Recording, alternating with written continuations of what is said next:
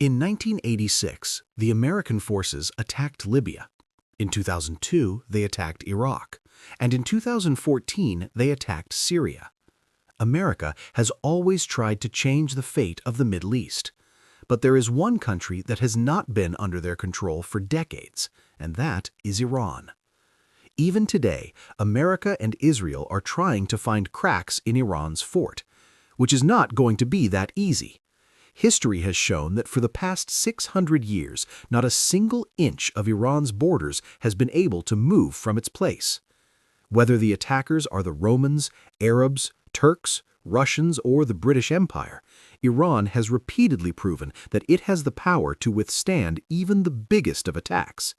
But what is the real secret of this power? What is it that makes Iran completely different from the rest of the Arab countries? Welcome to Money Basics videos once again. First of all, let's talk about the gift that Iran has received from nature. If Iran is understood in one sentence, then it is a very big fort. A fort whose walls were not built by humans, but by nature itself. This country is surrounded by mountains from all sides. The Zagros mountain range in the south is such a mountain range that works like a wall for the enemies coming from the south of Iran. Towards the southwest, these Zagros mountains slowly descend towards Iraq. But towards the northwest, they become so steep and high that it becomes an impossible border with Turkey. Where there are no mountains, there are rugged areas, especially where the Tigris and Euphrates rivers meet. These marshlands, i.e. rugged areas, also act as a natural barrier, like a deep ditch in front of a fort. This is about the border with Iraq and Turkey. Towards the north, where the Caspian Sea or Azerbaijan is, the Alborz mountain range is present for protection. If you look towards the east, there are small mountain ranges wrapped around Iran like a ribbon, which forms the border with Afghanistan and Pakistan. That is, these mountains have kept Iran safe from all sides like a fort. Whereas in the south, the Persian Gulf is the last wall of this fort. If anyone comes to occupy the Persian Gulf, there are mountains up to 1.5 kilometers in front, which are about 250 kilometers deep. To occupy any country, its geographical location plays an important role. Similarly, natural mountain ranges have kept Afghanistan safe to this day, whether the enemy is the Soviet Union or America.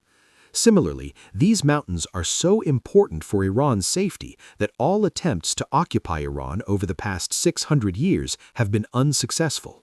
Apart from Iran's borders, if we talk about the inside, there are two big deserts here, Dasht-e-Kavir and Dasht-e-Lut. These are so barren that people are forced to live on the mountains. A total of 9 crore people of Iran live mostly in these mountainous areas. This is why it has always been a terrible dream for any foreign army to enter Iran and control it. For the enemies coming from the ground, on one hand, logistics challenges can be created, and on the other hand, the tight supply lines, narrow roads, and harsh weather can create new challenges for them. But here's another aspect of the story. These mountain ranges, where they protect Iran, they also imprison Iran. Historically, whenever Iran has tried to move to the west, these mountain ranges have also become a big obstacle for Iran. This is why Iran does not fight directly to maintain its presence in the south and west. Rather, they have created a network of Shia proxy groups, like Hezbollah in Lebanon, Houthis in Yemen, Islamic resistance in Iraq, and Hamas and Islamic Jihad in Palestine. This was the advantage of Iran's geography. Now let's come to the Strait of Hormuz. As I mentioned in a previous video, the Strait of Hormuz has a great strategic value for Iran. Here you can see that the entire northern part of the Persian Gulf is owned by Iran from start to finish, while the lower part is shared by 7 countries: Iraq, Kuwait, Saudi Arabia, Bahrain, Qatar, UAE, and Oman. This entrance to the Persian Gulf is called the Strait of Hormuz. In the north is only the coastline of Iran, while in the south is a small part of Oman. A V shape is formed on the side of Iran on the Hormuz, because of which Iran can better control this part from 3 sides. And the lower part, which is near Oman, is pointed and there are narrow mountain roads, and it is only 50 kilometers on the Hormuz. At this point, it has always been easy for Iran to close the Hormuz, and now they have finally used this option after the attacks of the US and Israel. Iran has clearly said that if any country's ship moves towards the Hormuz, it will be burned. This will not only bring the Gulf countries, but it can bring the whole world under pressure, because the world's 20% oil and Qatar's 90% LNG, as well as the world's economy's 5%, depends on this Hormuz. In 2025, the world economy was $120 trillion, and after the closure of the Hormuz, 6,000 billion of it will suddenly disappear. If anyone wants to occupy or attack Iran, Iran has a valuable asset to close the Hormuz and put the whole world under pressure. Iran has the third advantage of a very long coastline. Iran's total perimeter is 8,731 kilometers, of which 2,815 kilometers is the sea coast on the Caspian Sea and the Persian Gulf. That is, Iran's border has a 32% sea coastline. And let me tell you that this is not an ordinary coast. Normally there is sand after the coast, but here there are mountain ranges, where Iran has installed missile batteries at secret locations. There are caves and many blind spots here, which are not visible from satellites or drones. Even if an enemy descends from the sea to the ground, they have to face the mountains immediately, from where they can be attacked suddenly. After geography, the Strait of the Hormuz and the difficult coastline, Iran has a third shield from the invaders outside, where different nations live. How? Iran is a multi-ethnic country, meaning there is not just one nation. Here, Persians, Azeris, Kurds, Arabs, Balochs, and Turkmens, among others, live in different tribes. When the people of any country are made up of different nations, then the biggest problem here is to keep everyone happy. Every group wants their own rights, wants to protect their language and culture. Here, in the mountainous areas, different tribes live with their own language and culture, and everyone has hundreds of years of differences. Iran has united everyone under the umbrella of Shia Muslims, but protests are still often seen here. The protests that started recently in December 2025 are still going on to this day, in which more than 7,000 people have died so far. This is the biggest protest since the Islamic Revolution of 1979. Controlling them all and bringing them under the same umbrella has always been a difficult task for Iran. Sometimes one group is angry, sometimes the other. This multi-ethnicity, where it is a problem for Iran, is a bigger problem for any invader from outside. Anyone who thinks of occupying Iran will first have to fight geography and then have to take the people inside together, which seems like an impossible task. This is why in the British colonial era, where the British ruled all the continents, no one was able to make Iran their colony. The US and Israel are well aware of this. That's why President Trump is repeating again and again that the people of Iran should overthrow the Islamic regime, because they also know that it is almost impossible to defeat Iran without the power of the people.